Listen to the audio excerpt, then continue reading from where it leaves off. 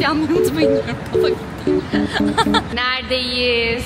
Ev 4 Aralık 2024 tarihi itibariyle ziyarete kapanmış. Tek kurşun sıkılmadan teslim edildiğini öğreniyor. Çıldırıyor. Enver Paşa'nın üzerine yürüyor. Ticari bir sokağa dönüşmüş. Konuşabilsem bir de çok şey anlatacağım da. Şurada mezarlıklar var bakın, Osmanlı'ya ait. O 60 mı dedi onu? 16 demedin mi? 60 anladım ben. 16 mi dedi? Bir sor bakalım tekrar. Bunu Almanya'da da bir Türkler, bir Araplar, bir de Yunanlar yapıyor. Hayallerimize ve emeklerimize. Bu benim 10. uzun. Ya çok içtik ya Hızır geldi. Şıp şıp su sesi. Selanik sahil. When we should come to Saloniki? Not summer. Not summer. Merhaba. Neredeyiz? Enerjik bir giriş yapmak istedim. Saloniki'deyiz. Saloniki'deyiz.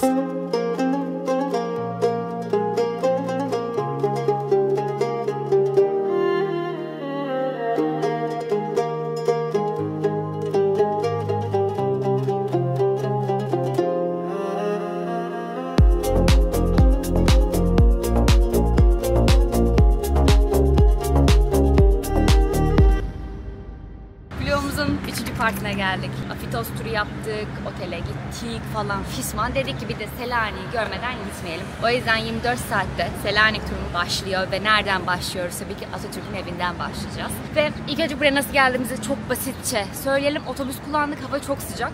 Bu mevsimde geliyorsanız toplu taşıma kullanmanızı öneririz. Değil mi Onur? Evet, biz iskelenin hemen arkasından bir yer tuttuk. Evet. Ve buraya biraz uzaktı, o yüzden 30 dakika yürüme şu arkanızda mesafesi. gördüğünüz otobüsle burada indik. Ve durağın adı şu, gösterelim. Lasanido. Buradan 10 dakika yürüyeceğiz. Başka otobüsler de gidiyor ama biz bunu yakaladık evin yakınında. Toplu taşıma kullandık. Ne kadar verdik? 0.60.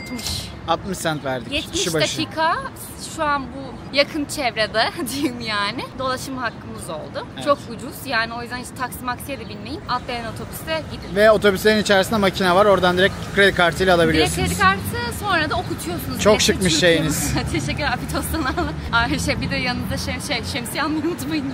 Kafa gitti. Yelpaze almayı unutmayın yanınıza. Aşırı sıcak, bayılacağım ya. 2 gün önce denizdeydik Onur be. Evet. 33 derece falan şu an. Selanik bebeği. Neredeyiz şu an? Saloniki'deyiz. Tamam. Yani şu an bu kapı nedir? Neredeyiz? Şurada rotunda var hemen. Rotunda. Ama oraya sonra geleceğiz. Biz şu an sadece ilk başta Atatürk'ün eviyle başlamak istiyoruz. Aynen öyle. O yüzden sonrasında devam edecek. Hadi birlikte yola koyalım. Hadi birlikte yürüyelim artık. Ev 4 Aralık 2024 tarihi itibariyle ziyarete kapanmış restorasyon nedeniyle ve açılış tarihi henüz belli değil. Geldik buraya kadar ama maalesef şu an açık değil. Ama biz bu görüntüleri, yani aslında içeride hani odalar vesaireler, doğduğu yer, kaldığı yer zaten birçok daha önceki videolardan görmüşsünüzdür. Ben kendi gözlerimle görmek isterdim. Bir daha geliriz muhtemelen. Bir daha geldiğimizde açılmış olursa ziyaret ederiz. Eğer sizin geldiğiniz dönemde denk geliyorsa mutlaka ziyaret edin. Çünkü hem hani tarihsel geçmişi hem de insan duygulanıyor yani. Ben videolarını izlemiştim. Hadi dökül bakalım. Hemen anlatayım. 1911 yılında Atatürk Trablusgarp'ta Bedevileri eğitiyor ve orada işte 1912 yılına gelinirken 1912 yılında Selanik'in tek kurşun sıkılmadan teslim edildiğini öğreniyor. Çıldırıyor. Enver Paşa'nın üzerine yürüyor. Nasıl müsaade edersiniz, nasıl izin verirsiniz buna diye. Sonrasında İstanbul'a döndüğünde hatta bu yüzden askerliği bırakmayı bile düşünüyor. Çünkü burayı tek kurşun sıkmadan teslim eden askerle aynı kafada olmayı hazmedemiyor. Ve bayağı bir uzun süre hatta bu yüzden bunalıma giriyor. Birinci Dünya Savaşı başlayana kadar. Atatürk için ve Türkiye Cumhuriyeti için Selanik her zaman böyle bir küçük uktedir yani. O yüzden burası da zamanında sonrasında el değiştiriyor. Tabii ki Selanik teslim alındıktan sonra Yunanlar tarafından bu evinde başka bir sahibi oluyor. Ancak belli bir süre sonra, yani Cumhuriyet kurulduktan sonra Selanik Belediyesi tarafından bu ev o sıraki sahibinden alınıp Atatürk'e teslim ediliyor. Atatürk'e hediye ediliyor ve burası sonradan Türkiye Büyükelçiliği ya da konsolosluğu şu an bilmiyorum olarak oluyor. Teşekkür ederiz. Hadi devam edelim. Ya böyle işte gözükmüyordu hiçbir şey. Çok üzüldüm. Ama en etrafında da güzel kafeler var. Belki bir su içeriz, bir ferahlarız. Karşıda hemen hediyelik dükkanları var. Klasik Atatürk'ün bez çantaları üzerine basılmış halleri falan mevcut. Şeyler, magnetler var. Bayağı menüler gördüğünüz gibi Türkçe yazılmış. Böyle birçok farklı şey var. Fırsattan istifade ne yapmışlar buraya böyle? böyle Türk mahallesi yapmışlar. Bizde meşhurdur. Böyle olduğun yere Türk mahallesi yapma, değiştirme. Şöyle. Böyle değişik bir ortam var arkadaşlar. Çay içiyorlar falan. Şurası da zaten giremedik ama şöyle. Bakın restorasyon var. Evet, gördüğünüz sokağı arkadaşlar. Biz de bir şeyler aldık ailelere de. Biraz şey olmuş ya. Biraz ticari bir sokağa dönüşmüş. Keşke açık olsaydı da içini gösterseydik ama açıkçası sokak böyle biraz şey oldu. Bizi irite etti. Böyle 3 euroluk şeyi 10 euroya satıyorlar. Bir de tur şeyi yanaşmış, o yüzden bu kadar kalabalıktı. Tur otobüsü yanaşmış, hemen dışında gördük. Biraz oldu böyle. Çok para, hadi para yapalım isminden yakışmamış diyeyim, yani bilmiyorum, çok rahatsız etti biraz. Ama buraya geleceğiz, yani açılışını takip eder, ona göre geliriz. Hemen burada Rotunda'dayız. Burası bizim daha önce benim izlediğim videolarda da herkes önden geçti. Hatta etrafında dolaştığı yuvarlak olduğu için ama kimsenin girmediği bir kilise mi diyeyim, bilmiyorum ne olduğunu şu an. Hemen bir gidelim önüne bakalım. İzlediğim bütün videolarda burayı es geçip, buraya para vermek istemeyip burayı es geçip size dışarıdan görüntüler sunuyorlardı. Evet, bu kanal Berlix Cimri değil. Biz giriş parasını ödedik ve içerideyiz. Size şimdi 10 euro ödedik. Şöyle biletleri aldık. Vlog çekeceğimizi de söyledik. Sıkıntı yok dediler.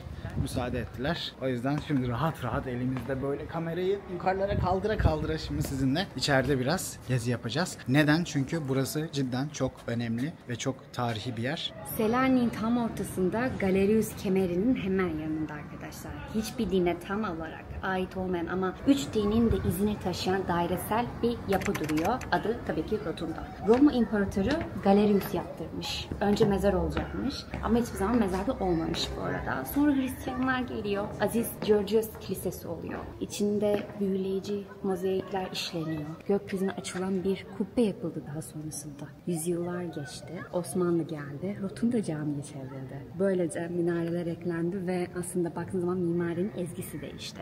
Bugün ise müze ama aslında bir yapıdan fazlası. Rotunda Selanik'in 1700 yıllık hafızası. Roma'nın gücünü, Bizans'ın inancını, Osmanlı'nın izini taşıyor. Yani tek bir yapı, 3 medeniyet ve bir sır gibi ayakta. Yani Selanik'e gelirseniz o dairesel kapıdan girin. Çünkü Rotunda sadece bir taş değil, zamanın kendisi. Teşekkür ederiz Ece Hanım. Rica ederim efendim. Bağımsızlıklarından sonra müzeye çevriliyor ve UNESCO tarafından korumaya alınıyor. Evet, Yunanistan'ın bağımsızlığından sonra müzeye çevriliyor. Şurada şöyle bir yer var. Multimedya odasına gidin dedi. Neresi olduğunu bilmiyorum ama çözeriz diye tahmin ediyorum. Bakar mısınız arkadaşlar gök kubbeye? Cidden güzelmiş. Burada böyle yerler var.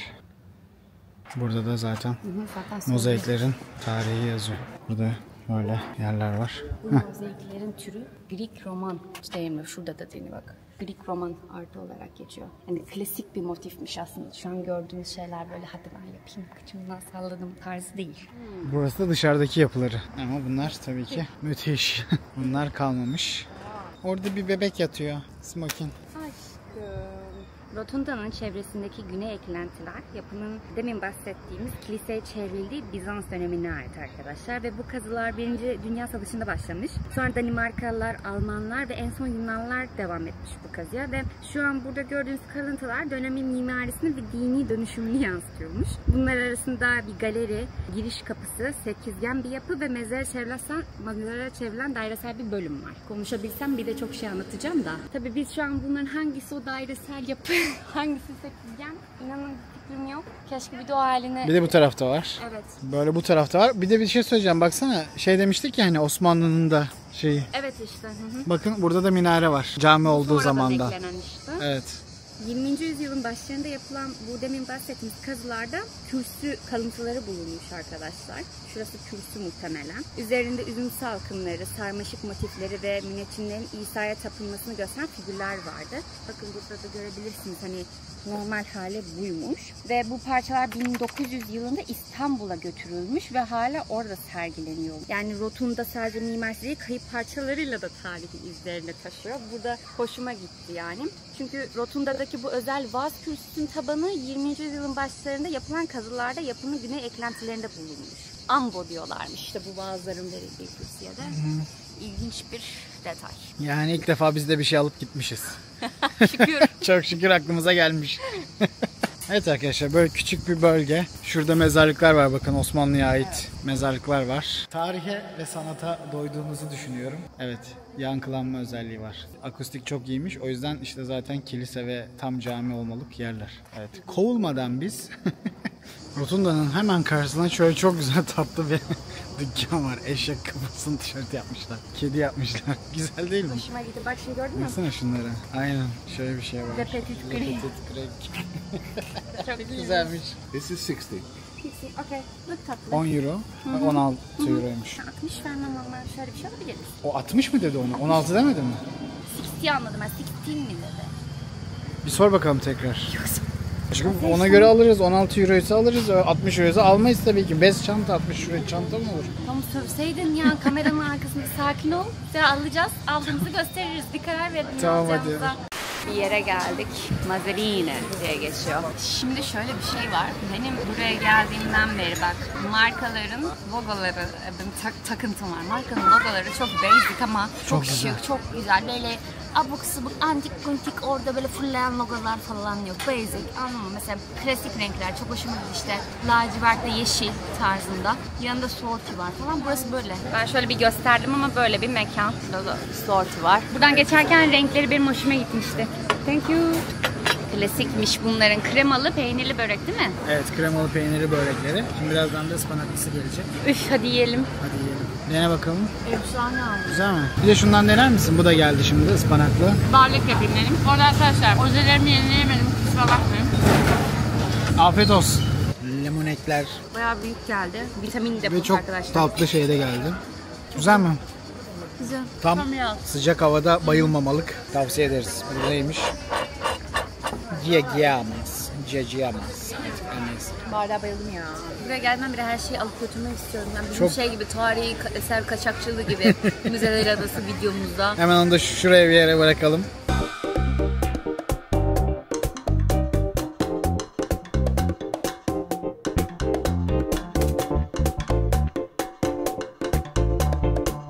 Sizin için şu güneşin altında terleye terleye foruma geldik. Sizden ricam videoyu durdurun, bir beğeni, bir like. Bekliyorum. Beğendin Güneş mi? kremi paramız çıksın bari abi. Ben aynen. Tamam, devam edelim hadi. Nereye geldik? Forma geldik. Çok güzelmiş ama sen evet bir uçsan Roman oradan. forma. Gel şöyle biraz daha ortalayalım. Sen bize bir müsaade et. Bir şey yapmaz ya bir şey. Kaç yaşındadır o, sen biliyor musun? Arkadaşlar burası Roman Forum. Roma döneminde şehrin işte ticaret, siyaset, sosyal hayatının kalbi oluyor. Yani aynı şekilde Roma'da da var bu arada bu tarz bir yer. 2. yüzyılda inşa edildiği hani söyleniyor. Ticari deyince aklınıza gelecek gibi yani dükkanlar, sütunlu yürüyüş yolları, küçük bir tiyatro yani ne diyorlardı ona? Odeon bulunuyormuş işte. Hani günümüzde sadece kalıntılar kalsa da burası antik dönemde oldukça canlı bir meydanmış. Şehrin modern yapıları arasında hala burada geçmişin izlerini taşıyor. Çok ilginç geliyor bana. Roma'daki Roman Forum'a girmedim. Çünkü girişi yanlış hatırlamıyorsam 30-40 euro falandı. Ama orayı da böyle dışarıdan gözlemleyebiliyordun, görebiliyordun. Evet. Yani girmek isterseniz Bu arada girebilirsiniz. biz 8 euro. 8 euroymuş girişi. Biz şimdi bu arada görebildiğimiz için, göremiyor olsaydık girerdik ama görebildiğimiz için bir de giriş şu an kapalı gözüküyor. O yüzden zaten içine giremiyoruz şu anda. Hemen biz de taksiyle geldik buraya havalimanından. Buradan yukarıda, yani tam olarak burası değildir belki ama şehrin daha yukarısında, burası deniz tarafı öyle düşün. Şehrin daha yukarısında da eski o yapılanma, kaleler vesaireler var. Aslında şehir yukarıdan hani böyle daha savunma olarak büyük ihtimal kontrol ediliyordu. Muhtemelen. Ve çok burası güzel da bir manzarası meydanıydı. var ama ya bu sıcakta, bu güneşin altında oraya çıkarsanız muhtemelen akşamına ya da ertesi gün kalkamazsınız. Dehşet güneş çarpıyor. O yüzden belki daha soğuk bir havada gelirsek oraya da tırmanırız diyorum.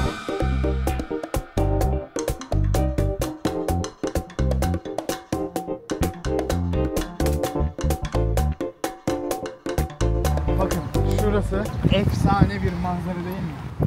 Yollarına taş koysalar ölezim.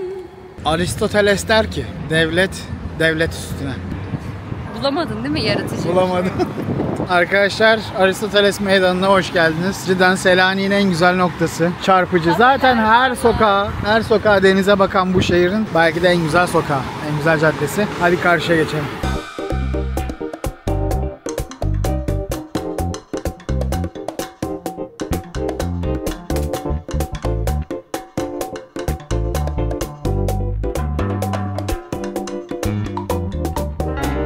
Güneş gitti. Rüzgar esiyor. Denize doğru yürüyoruz. Nasıl keyifler? Merhaba. Güzel mi öyle? Esiyordu değil mi? Yanım ben sana ya. Bu zamana kadar Selanik için ne düşünüyorsunuz? Ne diyorsunuz? Çok ucuz, çok güzel. Ucuz değil mi? Çok ucuz. Afitos'tan sonra bile ucuz geldi yani. Çok ucuz yani. Sevdim yani. Harbiden Türkiye'ye gitmene gerek yok yani. İzmir'e de benziyor. Harbiden bence araba sürüş şekilleri, kornalar, otobüslerin duraklara geldiğinde çıkardığı ses, hani ışık yanması bile karşıdan karşıya geçmek falan. Güzel. Aa bakın. Aa bakın su. Su koymuşlar kuşlar için. Bu sokağın mimarisi de çok güzel. Bakın evler hep aynı şeyde. Balkonlar vesaire. Keyifli bir meydan. Kanalımıza abone olmayı, bildirimleri açmayı ve gönderilerimize yorum O yapmayı ne be? O ne? lütfen unutmayın. Bir odamız var. Bu arada videonun sonuna doğru Airbnb turu yaptıracağız size. Sonuna doğru değil ya, akşam. Hemen yaparız. Günün sonuna doğru. Günün sonunda evet. Günün sonuna doğru bu da turu yapacağız. Çünkü efsane. Ya biraz uzak ama hemen yakınında otobüs durağı olduğu için bir sorun teşkil etmiyor bence. 44 liraya tuttuk. Yani efsane ucuza denk geldi. Hani bütün o gördüğünüz bir önceki videoları izlemediyseniz ve bu videomuza denk geldiyseniz onları da izleyin. Buraya bırakıyor oluruz. Afitos'a gittik. Hani böyle beach gezdik, vloglar çektik. Sonra bir güzel bir otele gittik. Otelin beach'i de çok güzeldi. Şimdi Selanik, siz izleyin. Yani bütün o pahalı tatillerin yanı sıra, pahalı dediğimde orta pahalı yani çok da. Bir de pahalı olmayan. Şehir turu. Arkadaşlar yanlış bilgi olmasın. Oradan böyle yürüdük ve Aristoteles Meydanı tam olarak burası, yani sonu. Ama zaten bütün cadde açıkçası çok güzel ve birbirine benziyor, yani aynı şekilde devam ediyor. Önemli olan ne? Önemli olan bu şekilde denize çıkan sokaklarınız olsun. Beach handball. Evet, şuraya oturup Berlin'den gelince güneşin altında. fena geldik. Bayılıyorum. Bayılacağım şimdi. Merhabalar. Ece çok sever. Bütün Çok okudum. Çok okumuştur. Platon'da. Sahile gidelim mi? Hadi gidelim. Hadi gidelim. Kordon ya.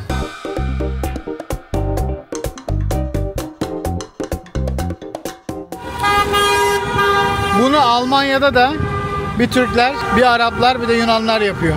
Böyle yaptım Hiçbir şey şimdi değişmiyor. gelecek. Ben sevmiyorum abi. Evet. Çünkü topluluk kurallarına uymuyor. Toplum içerisinde Ses çıkartıyorsunuz. Yapmayın. topluluk. I want this. Let's take this. Bu arada yanlış anlaşılma gibi olmasın ama Starbucks fanı değilizdir ama kupalarını çok seviyoruz. Böyle de bir fantezi işte. Ne kadar Onur? 27 euro. Ne? Evet. Berlin'de kaç para bu? 19 euroydu Berlin. Berlin'de şunlar 19 euro be. 27 euro. Bir de Atina. Selanik değil. Şunlar var Selanik ama farklı konsept. Bu da 24 euro. Oha. Ben bu paraları vermem olmalı. Ben de vermem, hadi çıkalım. Şöyle bir detay geçelim. Starbucks 3. nesil kahveci değil ve gerçek kahve severler çekirdek konusunda seçicidir içtiği kahve konusunda. Ve Berlin'de bu tercih edilmediği için Starbucks her yerde yok. Einstein Cafe falan var mesela, değil mi Onur? Yani bir Alman için Starbucks'a gidip onu içmek küfür gibi bir şey. Bizim için de biz de artık sevmiyoruz. Zamanında hani Türkiye'de mecburen gidiyorduk, yani kahveci olmuyordu vesaire oturduğumuz yerlerde. O yüzden de Starbucks kupaları ucuza da satılıyor Berlin'de. Bilginiz olsun almak isterseniz. Bu nasıl manav? Şuraya bakar mısınız arkadaşlar, içeriye? Efsane. Bütün tropik meyveleri toplamışlar. Bak böyle şey de var. Fried KFC chicken. tadında ama Evet. kendi yerel. Yaklaşık 5,5 euro falandı menüler. Onlar da uygun yani. Şu an fiyatlar Berlin'le neredeyse yarı yarı yani. Bu arada La Dalica'ya geldik. La Dalica.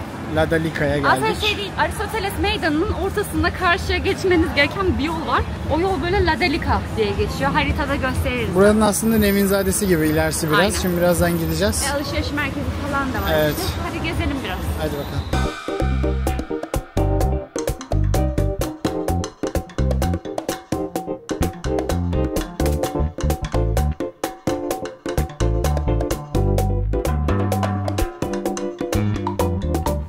Bana göre bardak. Baby bardağı. İyi bir bardağı. Baby El uzu. uzusu. Biz bir yere gidecektik arkadaşlar. Sosyal medyada ünlü olan. Buraya geldiğinizde Selanik'te işte 15 euro diyorsunuz. Her şeyi yiyorsunuz falan. Hemen şu sokakta bu arada, bunun devamında. Yenebilir. Temiz de gözüküyor dışarıdan ama biraz çok ara sokak, böyle ferah değil, yol üstü gibi geldi bize. O yüzden hani keyif yapmak istediğimizden başka mekan tercih ettik. Burayı da bize kim önerdi? Cihanlar önerdi, Hülya ve Cihan önerdi. Evet. Neydi adı? Kyopa. Ben konumları bu arada Kyopa, aşağıya bırakacağım. La Dalica. La Dalica'da. Aynen, La Dalica tarafında bulunuyor. Hemen Aynen. şöyle bir güzel suyun Arkasında etrafında. gece kulüpleri var, 2 tane. Evet, hemen şöyle de onları gösterelim. Evet. Bir tanesi şurada hemen. No. Bir tanesi de hemen şurada. Şurası. Ama ve lakin biz Berlin'den geldiğimiz için biraz resimlere falan baktım. Daha böyle EDM yani. Kötüydü genel olarak. Bizim şuralara bir yere koyalım mı?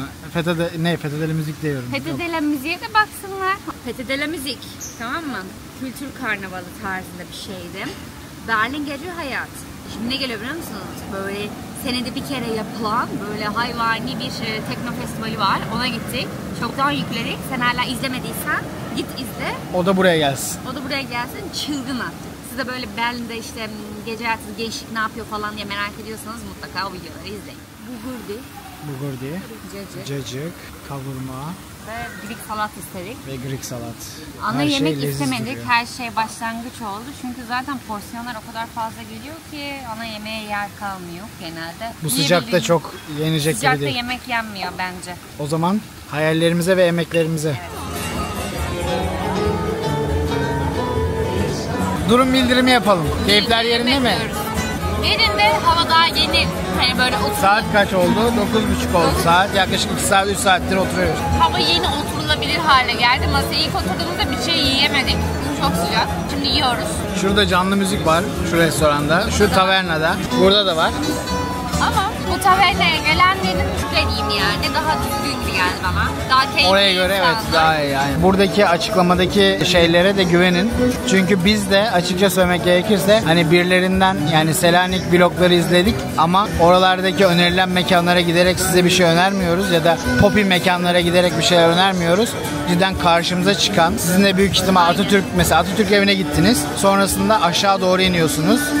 Nereye oturabilirsiniz gibi size cidden yerel şeyler vermeye çalışıyoruz. Restoran var. Aynen öyle yani buralarda. Buradan devam edeceksiniz. Hangisini oturursunuz? Burası mesela evet bize rastgele. Aynen öyle yani hani poppy mekanları önermiyoruz zaten internette bulacağınız. O yüzden aşağıya açıklamalara muhakkak bakın.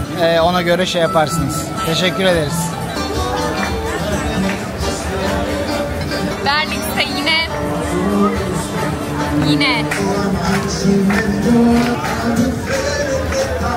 yani her an her şey olabiliriz. Hiçbir problem. Yeter ki eğlenelim.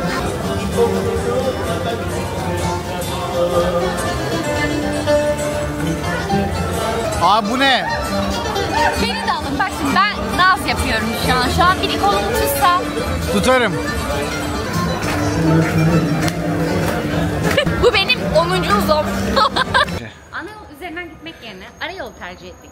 Evet. Ne kadar medeni burası testi yapıyoruz ya. İnşallah başımıza bir şey gelmez. Yani 0.2'den 4 tane 0.8 totalde uzo söyledik. Yaklaşık 4 tane de 4 litrede su istedik. Ne kadar tuttu tahmin edin. 10 saniye vereceğim size ne kadar tuttuğunu tahmin edin. Kafanızdan tahmin edin. Bu sırada lütfen postu beğenin. Bakın bekliyoruz. Bekliyoruz. Düşünmene de vakit tanıdık yeter. Bekliyoruz. Ne kadar biliyor musunuz arkadaşlar? 65 euro tuttu. 65 euro tuttu. Ece ile iddiasına girdik. Ece dedi ki 70 euro falan tutar. Ben dedim ki kesin 100 euro tutar yani. Sürekli bir şey istedik. Sürekli bir şey istedik. Alkol istedik. Su istedik. Şu an yürüyerek eve dönüyoruz. İnşallah girdiğimiz yerlerden inşallah oda turu gelirse iyidir. Gelmezse sıkıntı var. Hemen Çok içtik abi ondan biz çok içtik galiba. Ya çok içtik ya Hızır geldi. Gayet güzel. Hadi girelim bakalım. Şifreyi söylemeyelim ki. Evet ama şey bu. The Luxury Suites. Geçiyor bayağı iyi. Günaydın. Günaydın. Seda Sayan gibi gir. Günaydın. Günaydın. Çok dağınık öncelikle sanki buraya ilk defa girmemişiz gibi çok belli oluyor ama yatağımızın zıktık bir de uyandık. Şöyle bir televizyonumuz var çok iyi. Dizi açtık akşam Netflix'ten sandviç falan yedik işte. Bunlar kapalı zaten açamıyoruz sanayi bölgesindeyiz yani karşısı hiç hoş değil. Ama 40 euro tuttuğumuz için okeyiz bence değil mi Onur? Evet. Şöyle gösterelim hemen neredeyiz. Şöyle. Şurada bir koltuk var. Burada bir masa var. Burada bir tezgah var. Burada bir mutfak var. Her şey var ocağı, çamaşır makinesi. Burada da böyle bir tuvalet var. Şampuanlar falan her şeyi bırakmışlar. Kaldığımız otelden daha iyi yani eşya bakımında. Ve de temiz eşyalar Ikea'dan. Hani anladığım kadarıyla gayet okey yani. Otobüs durağına çok yakın. Otobüs durağına yakın olduğu için de şehir merkezine. Normalde mesela dün gece hava çok güzeldi. 13-14 dakikaya Aristoteles meydanından buraya yürüyerek geldik. Ama şu an yine çok sıcak yani. Cidden arkadaşlar çıkılacak gibi değil. Mecbur otobüs kullanıyorsunuz. Şurada durak var. Bineceğiz. Şimdi Aristoteles meydana gideceğiz. Bir kahve içeriz, bir şeyler yeriz falan. Ama baktığım zaman 2 gece 40 işte. 80 euro. Bir de üzerine vergi ekliyorlar. Bu temizleme şeyi falan 100 liraya falan denk geliyor. Nereden baksan %50 hani fiyat düşüyor yani. Yoksa 200'e kadar çıkabilir meydana giderseniz. Güzel de yani bence. Klima var. Televizyonu gayet kaliteli televizyon. Ürünler de Ikea. Bizim hoşumuza gitti değil mi Onur? Evet. Birazcık şu açıdan bir tek eksik yani. Öyle hadi çıkalım. Hadi bakalım. Devam ederiz. Devam etsin Selanik turumuz. Mecbur çıkacağız. 14A'ya bindik arkadaşlar. Bakın böyle. Şimdi buradan bilet alıyoruz otobüsün içinden. Herhalde bu da çalışıyor kandırmak için. Tabii. Aldık şimdi. 70 dakika geçerli. 60 cent, 60 cent. Çok ucuz değil mi? Çok ucuz. Aristoteles meydanında böyle hediyelikçiler var. İlginç arkadaşlar. Ne bileyim işte böyle heykeller falan. Uzolar, hediyelik uzolar var. Bu benim 10. uzom. Gelirseniz hediyeliklerinizi yani buradan çözebilirsiniz. Şunların güzelliğine bakar mısınız? Bunlar ne? 15 euro tuttu. Bu kadar çok şey istedik. Şimdi size göstereceğim. Böyle bir yer kahveleri de var. Cheese pie istedik. Evet. Ondan sonra Ispanak ve mini cheese pie böyle istedik. bir gene peynirli bir şey istedik. Sonra burada ıspanaklı börek ve gene peynirli bir poğaça gibi bir şey var. Onun dışında Suyumuz portakal meyve suları. Ve hepsi ne kadar tuttu? Hepsi 15 euro tuttu. Bir enerjimizi alalım. Hadi afiyet olsun bize. Afiyet olsun bize. Çok sıcak. Başladım yine bak su sesi. Şıp şıp su sesi. Ne yapıyoruz? Kahve içeceğiz. Begiler var. Bunların taze, sağlıklı opsiyonları da var. Sokaktayız arkada. Şimdi White Tower'a gideceğiz. Ama sahil kenarına çıkamıyoruz. Çok güneşli olduğu için. O yüzden bir ara sokaktan bir arka sokağında böyle yürüyoruz. Umarım erişeceğiz White Tower'a da. Neredeyiz şu an biz? Tam White Tower, Beyaz Kule'nin tam önündeyiz. Buradan böyle tekne turları kalkıyor, yapılıyor. Liman orada. Ondan sonra... No, thank you. Ondan sonra burada... Ya siktir it. Ondan sonra buradan evler var. İzmir şeyi, görüntüsü gördüğünüz gibi. Alsancak. Alsancak, kordon boyu. Biz böyle bir araştırdık hani burada genel giriş yapabileceğimiz bilet var mı diye. Tam bilet satılıyor arkadaşlar 15 euro ve bu tam bileti aldığın zaman okuyorum. Arkeoloji, Bizans, Roma Agorası, Galeri Kompleksi ve bu White Tower'ı. Müzeler ve bu White Tower'ı. Aynen genel olarak gezebiliyorsunuz ama çok sıcak olduğu için biz tam bileti alsak bile muhtemelen gezemezdik. Çünkü mesela geçen size şimdi gösterdik mesela Roma Agorası'nı tepeden gösterdik. Tepede yandık. İçinde olsak herhalde Aynen. kül olurduk. Ama bilgi olsun sizin için de kişi başı 15 euro Evet. vererek komple bir müze bileti alıp bütün müzeleri dolaşabilirsiniz. Yoksa sadece bu müze 2 kişi girmek 6 euro. Diğer müze de 6 euro. 6 euro. Aynen. Yani iki müzeden fazlasını ziyaret edecekseniz şey daha mantıklı oluyor. 15 euro bilet daha mantıklı oluyor. Bize biraz anlatın bakalım Onur Bey bu arada. Anlatalım. Şimdi bu arkamda gördüğünüz kuleyi 15. yüzyılda Osmanlı inşa ediyor. Hı hı. Söylenti o ki tabanında zaten böyle bir şey varmış, bir yapı varmış. Ama onun üzerine inşa edilmiş. Hani şeylerden kalma, Roma zamanından mı kalma, daha önceki zamanlardan, pardon Venediklilerden kalma bir yapı varmış. Onun üzerine belki hani şu gördüğünüz tabanlardır. Onun üzerine kule inşa edilmiş. Ve kule ilk başlarda aslında savunma için kullanılmış. Şehrin savunması için. Yukarıda topçular varmış ve burası bir askeri bölgeymiş yani askeri alanmış. Askeri karakolmuş diyeyim. Sonrasında ama büyük ihtimal burada işte ayaklanmaydı ya da işte suçlulardı vesaireydi. Burası bir zindana ve idam yerine dönüşmüş. Ve kale de bu sebeple hani halk tarafından da burada Kanlı Kule adını almış.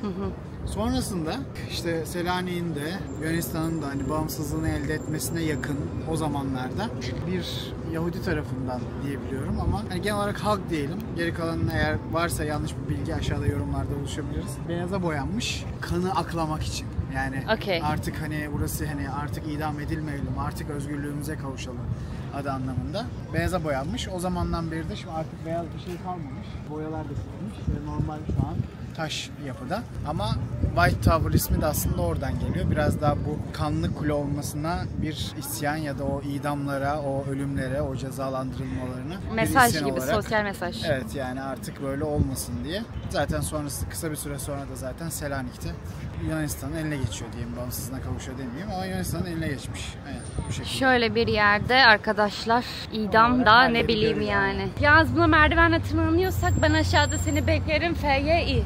Sen bana aşağıda özet geçersin. Teşekkürler. Arkadaşlar çok sıcak. Biz çok geç çıktık. Yani şu an saat 4 falan. Daha mantıklı. Gündüz uyuyun, akşam dışarı çıkın, yazın geliyorsanız. Bu şekilde yukarı çıkıyoruz ama ilk önce buraya gideceğiz. Bu arada gelen arkadaşlar burada o videoda isteyip tarihini kendi dillerine dinleyebilirler. Evet, şeymiş. Yani internette var. Hadi bakalım. Dokunmak yasak ama fotoğraf ve video yasak değilmiş. Sorduk arkadaşlar. Soğukmuş. Tercih edilebilir. Düşünülmüş şeyler var. Milattan önceye kadar ha? Ne yapıyorsun? Tarihin derinliklerini iniyorum şu an. Burada Selanik'in tarihiyle alakalı bir pano var, bilgiler var. Şurada da söylüyor mesela, Selanik İstanbul'dan sonra ikinci büyük şehirdi. Evet, o kısmı da doğru. Burada Ottoman Domination diyor. Yalnız şöyle bahsetmedikleri de şöyle bir bilgi var. 1912 yılına kadar Selanik'te Türkler, Rumlar, Yahudiler, birçok farklı mezhepten, birçok farklı dinden, birçok farklı insan yaşıyordu, birlikte yaşıyordu. Huzur içinde diyebilmek için belki o zamanlar yaşamış olmak gerekiyor, bilemeyiz ama farklı milletler yaşarken burası Yunanistan'a geçtikten sonra hızlı bir şekilde onlar için yabancı mahallelerde yangınlar çıktı ve bu halk öyle ya da böyle, Yahudiler de dahil, buralardan sürüldüler ve hani belki %30 olan popülasyon bir anda %70, %80 Rum popülasyonuna dönmeye başladı. Anlıyorum, çok güzel ama Ottoman Domination demeden önce kendi domination'ınızı konuşsanız daha mantıklı olabilir bence. Allah'tan merdivenler rahatmış. Evet, biraz klostrofobik bir deneyim benim için şu an. Ama gayet serin de şu an içerisi, değil mi? Burada ventilatör vardır. Her şeyde bir cam var. Dışarıyı görebileceğiniz yer var. Kalıntı mozaik parçaları. Bakın şurası White Tower'ın olduğu köşe. Şurası Aristoteles Meydanı ve yukarısı devamı. Vent your head. Put your hands on your shoulders. Sıcak anam. 3. kata böyle bir oda yapmışlar arkadaşlar. Gene arkamızda cam var. Böyle. Yerde Selanik var. Bakın. Sağ köşede White Tower. Şurada. Burası Aristoteles Meydanı. Aristoteles Meydanı'ndan yukarı çıktık. Bakın burada hemen bir kilise var. Şurada videoya ilk başladığımız kemer var. Burada rotunda var. Şurası hemen Atatürk evi. Normalde koymamışlar. Yukarı daha da çıktığımızda bakın kale ve kilise demiştik ya. Selanik'in en kuzeyi ve buradan aşağı doğru denize bakıyoruz. Şu meydan. Şurası Roma şeyi. Agorası. Aşağı indik. Bir meydan. Aşağı indik. Aristoteles meydan. Bir diğer kattayız. Panoramik bir köşe yapmışlar ama her şey Yunanca olduğu için ne diyorsunuz? 1915. Evet, büyük ihtimal tarih 1916. Diğer katında ticaret ağını koymuşlar. Bakın Konstantinopol, Selanik serinlemeye devam. Diğer bir katı böyle. Burada oturma yerleri var. Burada da gene tarihiyle alakalı Selanik sunum yapılıyor. Daha günümüze yaklaşıyoruz. Çok böyle sıkıntılı yerlere girdik. Ana meydan, yani katın meydanı burasıydı. Böyle girdiniz böyle. Zaten şeyde daralıyor. Bakın böyle. Buraya girdiniz. Büyük ihtimal bunlar zindanlardı. O zindan, yani zindanlar kullanılan yerlerde. Burası böyle oluyor. Gene burada bir çıkış var. Burası böyle. Ve son kat böyle. Eskiden şuralarda bir şeyler satıyorlardı galiba. Shop closed diyor. Günümüze yaklaşan tarihiyle ve şimdi karşınızda güzel mi güzel Selanik. Altın vuruş gibi hissediyorum şu an kendimi.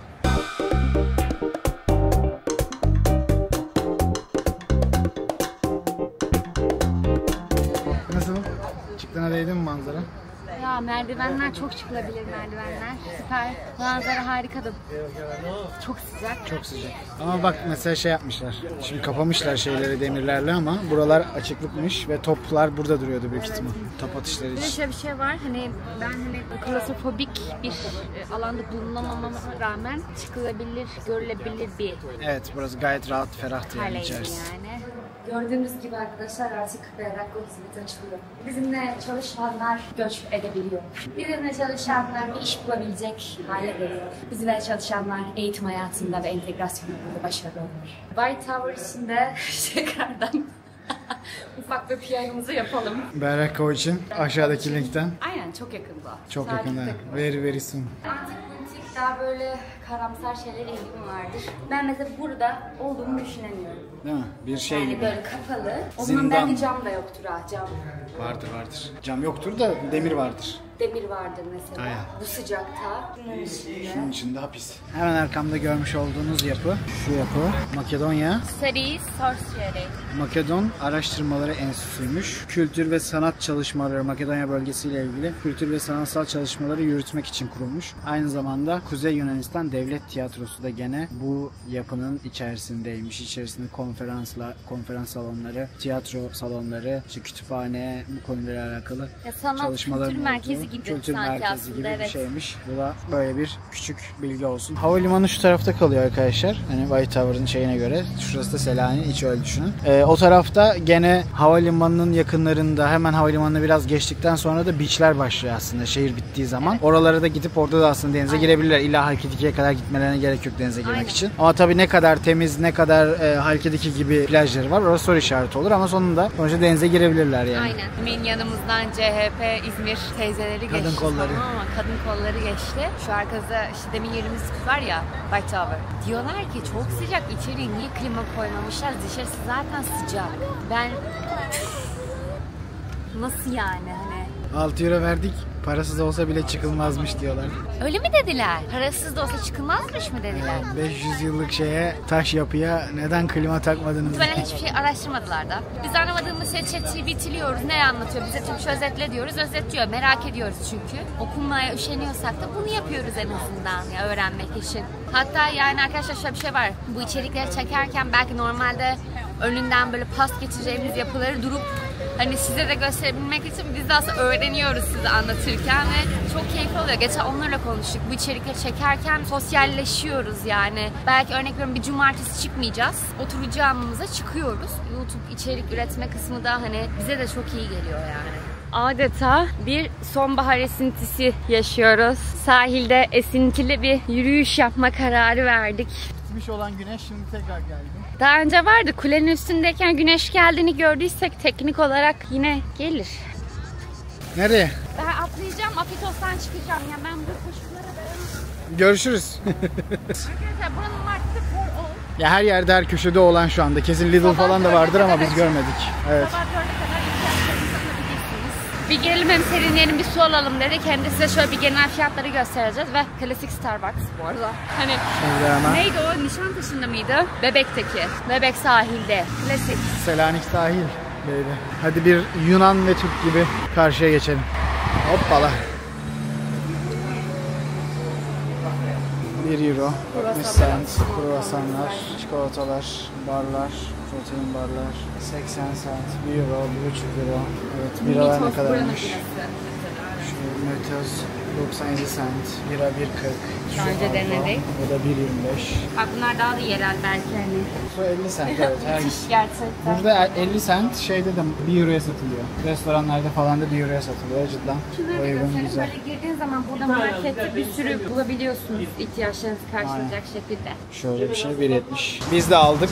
Bak gayet lezzetliydi de. Şöyle 2.60'a, 2.75'e, şöyle 2.10'a hazır sandviçler var. Gayet de lezzetli oluyor. Buraya geldiğinizde hani yanınızda bulunsun, Akşam atıştıralım yemek derseniz. Kazını Evet. falan. Şöyle. Bayağı şey de yani. Tavuklu var, işte hindili var, kaşarlı var. Farklı farklı. Domuz yemeyenler için de bir sürü çeşit alternatif var. Planet Fresh. Çok şirin. Güzelmiş.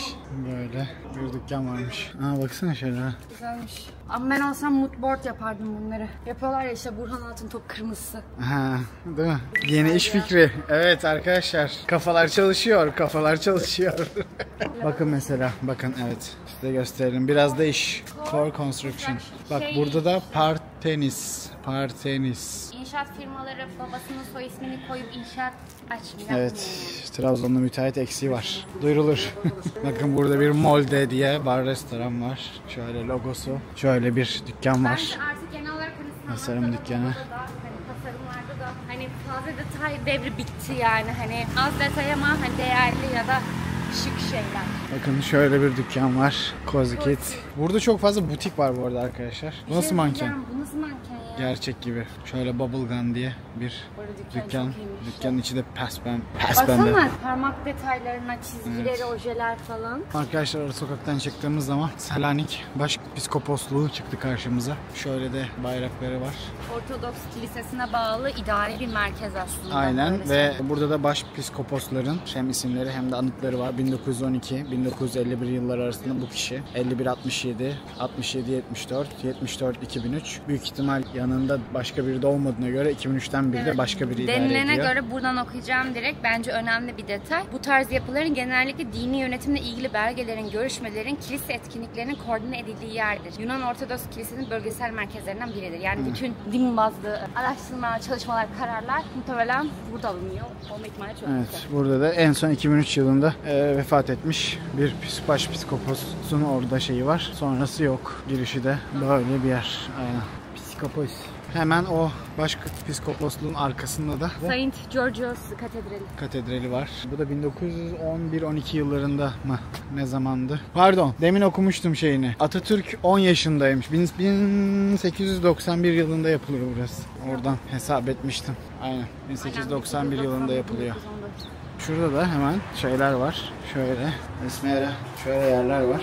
Böyle mum yakabiliyorsunuz. Şuraya da para atıyorsunuz. Söylemek yok. Bu küçük kulübe gibi yerin duvarları da bu şekilde. Flapper diye bir yer burada. Flappers şurada hemen. Aynen. Flappers. Hemen solumda bir vantilatör var. Şöyle şurada. Ben varım. Tost var. Akşamüstü biralarımız. Cips. Şunu gösterir misin Böyle şu şeyi? çok tatlı şişede su getiriyorlar. Su ikram Burada ettiler. ikram genelde bu arada. Otur oturmaz zaten veriyorlar burada. Genelde ikram bu arada. Evet, cips getirdiler biranın yanında. Çok da hoş bir mekan şöyle. Cidden çok güzel tasarımı var arkadaşlar. Şöyle bir barları var. Keyifli duruyor. Nereye geldik? Agora Modiano'ya. Şurada Pasaj gibi bir yer. La Dedica burasıydı. Bir arka sokakta şurada bulunuyor. evet. İçeride yeme içme yerleri var bir sürü. Hem de Carrefour Express var. Ve yarayabilir diye düşünüyoruz. Evet şöyle kahveci var, dondurmacı var. Geldik Carrefour. Soğuk, en azından soğuk. Eğer mağaza gezmeyi sevmiyorsanız burada seveceksiniz. Şurada dükkanlar soğuk. Bak, Aman Allah'ım, börek. Bak Evet. farklı kendi pizzaları var. Böyle arkadaşlar fiyatları da bir kısaca çekelim. Bu arada ıslak mendil aldık. Bilseydik buradan alırdık. Evet, daha ucuzmuş bakın. Biz pahalıya aldık. Burada 1 euro.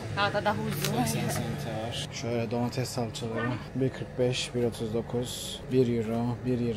Şöyle bir içeceklere bakalım. Şu altılar galiba, evet arkadaşlar. Altıları 4.90, 4.60. Şöyle cipsler 1.5 euro civarında. Yani meyve suları da 80 cent, 80 cent, 60 cent. Gayet uygun yani. Böyle bir market turu. Şimdi biz bir şeyler alacağız. Bir alışverişimizi yapalım. Sonra da eve geçeceğiz. Çünkü dışarıda artık durulmuyor. Pizzalarımızı aldık. Ayran aldık değil mi Onur? Ayrani. Ayrani aldık. Tabii her yer kapalı. Bugün pazar ama bence hafta içi keyifli olacaktır diye düşünüyorum. Burası aktar gibi bir şey böyle doğal. Şu an her yer kapalı. Ama üst kat falan da var. Keyifli gözüküyor açıkçası. Muhtemelen yeme içme yerleri de vardır. 20 dakika falan yürüyeceğiz. Eve yürürken şöyle bir yerle karşılaştık. Neymiş Ece burası? Meryem Ana'nın lekesiz gebeliği Katolik Kilisesi, yani Catholic Church of the Immaculate Conception of the Blessed Virgin Mary. Hani gotik ve neoklasik bir mimarisi varmış. Evet, burada enteresan da bu arada Ortodoks mahallesinde Katolik kilisesi açmak. Katolik cemaatinde hizmet ediyor. Aynen. Bu Şöyle kilise bir açıkçası. kilise arkadaşlar. Farklı binalardan oluşuyor. Aristoteles Meydanı'na da gerçekten çok Aristoteles Meydanı'na da yakın. Kilisenin girişi tabii ki burada. Katoliklerde çekim yasak. Evet, serin yerlerin hastasıyız. Burada ne yazıyor acaba? Laudat Dominum omnes gentes. Burada ne diyor? Ainete ton kirion pantemnetini. Ey bütün milletler, Rabbi övün. Bu cümle Mezmurlar 117 bir ayetinden alınmış. Hem Hristiyan hem Yahudi kutsal metinlerine yer alan bir ifadeymiş. Şöyle bir yer var. Şu an arkası tadilatta. Mahalas diye geçiyormuş. Franco Mahalas, bakın şöyle bir plan çizmişler şu an tadilat yaptıktan sonra. Ama hemen burada bir bilgi panosu var. Franco Mahalas. Orada Osmanlıcadan geliyormuş mahalle. Mahalas. Mahalas.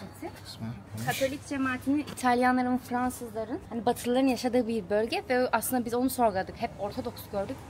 Katolik ne alaka diye. Orası Katolik kilisesi işte. Aynen, hemen kilise yanında. Aslında bu da burası da yani o kilisenin devamı, hemen devamında. Franco Mahalas, yani Franco dediği mahallesi. Şey bak, 19. yüzyılda batılı konsolosluklara, Katolik kiliseler, misyon okullarına, bankaları ve kültürel merkezlere ev sahipliği yapmıştır. Burası yani. Aynı zamanda Osmanlı İmparatorluk Bankası gibi önemsel finansal yapılar da burada yer alıyormuş. Burası Katoliklerin olduğu, batılı derken şeylerden, Yunanlardan bahsetmiyoruz, Rumlardan bahsetmiyoruz. Daha çok batıdan, işte Fransa'dan, Almanya'dan, İngiltere'den, İtalya'dan gelen Katoliklerin yaşadığı mahalleler. Evet ama çok da ilginç, yani orada benim okuduğuma göre hani hem finansal hem de diplomatik olayların merkeziymiş. Çünkü dışa borçlu bağımlı yaşadığın için zaten onlar nereye banka kuruyorsa sen de oradan oraya merkez kuruyorsun. İlginç olaylar. Böyle bir mahalle arkadaşlar. Yani burası bizim eve doğru giderkenki mahalle. Böyle eski yapılar da var. bir önde La da Dika yolu. Evet, bir önde biz dün akşam orada restorandaydık. Bir öndeki restoranda. Oradan yürümüştük. Burası bir arka sokağı. Arkadaşlar şimdi taksiye bindik. Havalimanına gidiyoruz. Yaklaşık 1 saat, 1,5 saat sonra Ece Hanım çalışıyor. Kanalımızı öneriyor. Hey guys, hello. When we should come to Saloniki? Not summer. Not summer. Not summer, guys, not summer. Too heat. Till May. Till May, it's okay. Hızlı geçtik. Klasik sıvıları çıkarıyorsunuz, elektronik aletleri çıkarıyorsunuz. Şimdi bir duty free gezeceğiz. Çünkü fiyatlar çok uygun. Gördüm ya, her şey değil ama indirime giren parfüm köşesi vesaire. Güzel gözüküyor yani. Bir bakalım. Eğer ucuz bir şey bulursak buradan bir çıkarım yapıp Berlin'e gideriz. Çünkü Berlin çoğu açıdan çok daha ucuz kalıyor. Yani bütün Avrupa topraklarına kıyasla. Müller var, işte Flaconi'den falan. Bayağı uyguna her istediğinizi alabiliyorsunuz genelde. O yüzden duty free alışverişi yapmıyor gibi bir şeyiz biz. Ama bir bakarız. Burada bu arada hiç söylemedik. Hani özendirmek gibi olmasın ama tütün ürünleri de tabii ki burada çok ucuz. Yani şehrin merkezinden gidip alabilirsiniz. Bakın mesela şöyle bir köşe yapmışlar. Klasik Sabiha Gökçen'de de vardır. 20 euroya parfümler. Yani bu tarz şeyler mantıklı. Onun dışında çok da farklı fiyat değil gibi. Yani şey diyordum, yani çok da ucuz değil gibi hani açıkçası. Kozmetik ürünler, hatırlıyorsan şehir merkezinde gezerken de baktığımızda pahalıydı. Sadece şurada şöyle parfümler var. Yine bir sona geldik. Biz çok eğlendik. Umarım siz de gezerken eğlenmişsinizdir. Yorumlarda buluşalım. Bir sonraki durağımız neresi olsun, nereye gidelim? Hani kışa doğru gidebiliriz, gezebiliriz Avrupa'da. Zaten gezmeye devam edeceğiz. Sadece tek bir şey söyleyebiliriz. Daha önceden hani Selanik vloglarını biz de biraz izledik. Böyle arkadaşlar hani çok bu mekanı öneriyorlar, bu mekanı tavsiye ediyorlar denilen yerler biraz böyle Türk turlarının önüne çekip 50 kişiyi mekana saldığı yerler gibi geldi bize. Biraz öyle şeylerle karşılaştık. O yüzden size de tavsiyemiz buraya geldiğinizde biraz kendiniz keşfetmeniz olabilir. Çünkü her yerde çok güzel yerler, çok güzel mekanlar, restoranlar aynen. var. Yani Aristoteles Meydanı'na inip kaybolabilirsiniz. Zaten kaybolma ihtimaliniz yok. Şimdi kadar büyük bir yerde değil bence. Gelip bir hafta kalmaya da gerek yok burada. Biz herhalde 4-5 tane ayrı yerde, hepsini de çekmedik yani ilk gün geldiğimiz zaman da 4-5 ayrı yerde kahve içtik. Hiçbirine kötü diyemeyiz. O yüzden hani tatlıcı, efsane tatlıcılar gördük. Hiçbirini internette daha önce duymamıştık. O yüzden hani böyle şurada şu varmış, burada bu restoran varmış gibi değil de daha kendiniz keşfedeceğiniz bir şekilde ziyaret edebilirsiniz Selanik'i. Abone olmayı, beğenmeyi unutmayın. Yorumda bırakırsanız çok kâfi olur. Görüşmek üzere. Çok makbule geçer pardon. Teşekkürler. Görüşürüz.